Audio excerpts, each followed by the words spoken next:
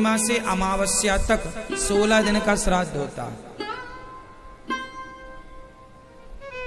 16 दिन का ये पितृपक्ष होता है। ये पितृपक्ष जो आने वाला है कल से, इस पितृपक्ष में आपको क्या करना चाहिए वो ध्यान से सुनिएगा।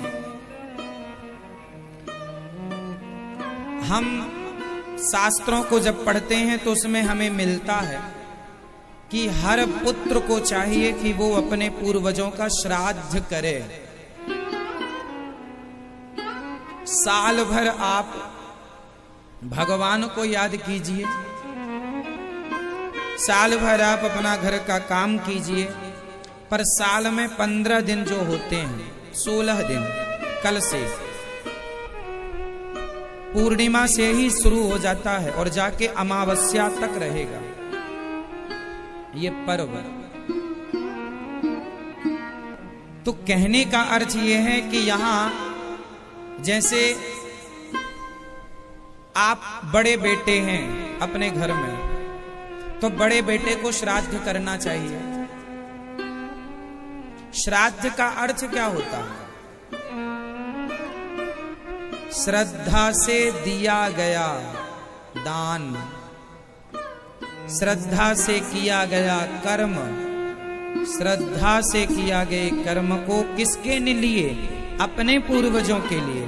श्रद्धा से किया गया दान, श्रद्धा से किया गया उनके लिए कर्म श्राद्ध कहलाता है। श्रद्धा से किया गया श्राद्ध होता। श्राद्ध किसे करना चाहिए? श्राद्ध बड़े बेटे को करना चाहिए।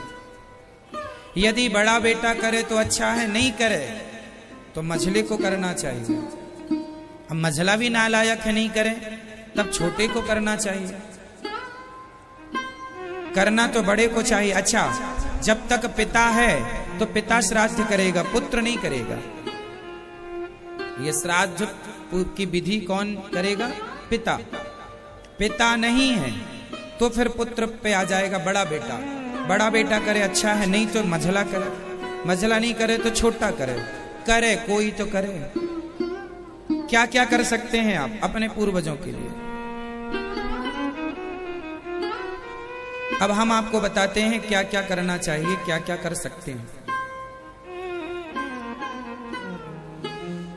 हमें यदि आप गया जी जाना चाहें तो आप गया जी जा सकते हैं। गया जी में वहां पंडे लोग विधिवत आपका श्राद्ध कराएंगे। फाल्गु नदी होती है, वहां पर श्राद्ध वहीं होता है। गय नाम का एक भक्त था भगवान का, था तो राक्षस, पर भगवान की शरण में चला गया तो भगवान ने कहा तुम मुझसे कुछ मांग लो। भगवान ने कहा मुझे पवित्र कर दीजिए। भगवान ने कहा तो मेरी शरण में आए हो। उसने लेटकर प्रणाम किया भगवान जी को। गय नाम का व्यक्ति था तो लेटकर प्रणाम किया। भगवान बोले तुम तो पवित्र होगे, आज से तुम्हारे ऊपर जो जो श्राद्ध करेगा अपने पूर्वजों के लिए वह भी पवित्र हो जाएंगे। तुम ऐसे ही पड़े रहना। तो उसी के शरीर में आज भी ये श्राद्ध पिंडदान इत्यादि तर्पण होता है। आज भी वो गया तीर्थ वही है,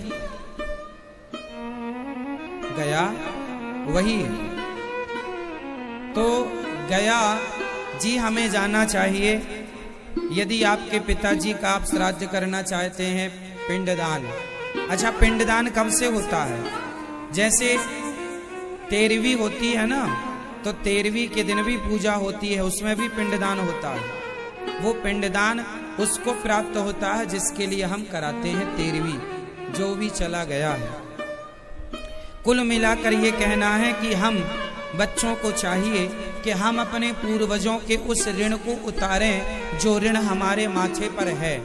अब कोई पिंडदान ना कर पाए, कोई गया जी जाने का पैसा ना हो, पिंडदान करने का खर्चा ना हो, माना कि कोई बहुत गरीब है, माना कि कोई बहुत गरीब है, तो वो कैसे पिंडदान करे? ना गया जी जा पाए, ना भागवत जी की पोथी करा पाए, ना कुछ काम कर पाए, वो उसके पितर कैसे तृप्त होंगे? माना कि कोई व्यक्ति बड़ा गरीब है, तो उसका भी एक उपाय है।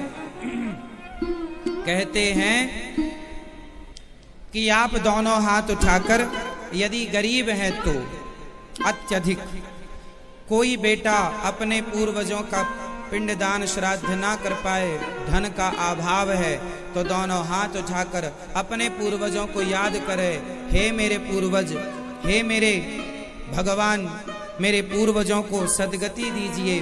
मैं इतना गरीब हूं कि मैं उनके लिए कुछ ना कर पाया। आप अपने पूर्वजों से प्रार्थना करिए कि भगवान से प्रार्थना करिए मेरे पूर्वजों को सदगति दें। और प्रार्थना करते करते यदि कोई 2 आंसू बहा देता है तो वो आंसू ही पिंड बन करके उन्हें प्राप्त हो जाते हैं, उससे ही उनकी सदगति हो जाती है। हम कहना ये चाह रहे हैं कि भले श्रद्धा के आंसू बहाओ पूर्वजों के लिए, पर कर्म करो, करना चाहिए। क्या क्या कर सकते हैं आप लोग? आप लोग अपने पूर्वजों के लिए भागवत जी की पोथी करा सकते हैं। गया जी श्राद्ध तो कराना ही है, पर भागवत जी से भी हमारे पूर्वजों की सदगति, गया श्राद्ध से सदगति होती है और भागवत जी से सदगति होती है। भागवत जी की पोथी इसलिए अभी 13 तारीख से भागवत जी बैठेंगी श्राद्ध पक्ष में, तो आप भी अपने पूर्वजों के लिए, अपने बाप दादों के लिए, जो भी नहीं हैं उनके लिए पुत्र धर्म निभाकर आप भागवत जी सुनवा सकते हैं। धुंधकारी ने जैसे भागवत सुन के उसकी सदगति हुई, परीक्षित जी की सदगति भागवत से हुई।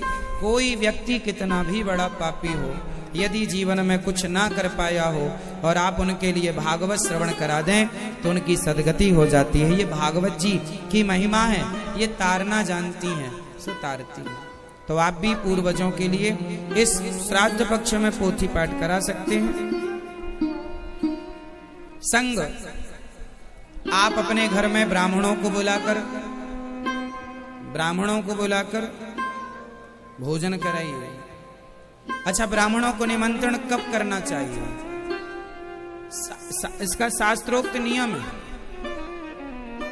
जैसे आपकी पंचमी तिथि आई, आपके पिता की, दादा की, माना कि पंचमी तिथि, तो पंचमी जो तिथि है उस तिथि में आपको माना कि 10, 12, 15 ब्राह्मण बुलाना है श्राद्ध के लिए, भोजन कराने के लिए।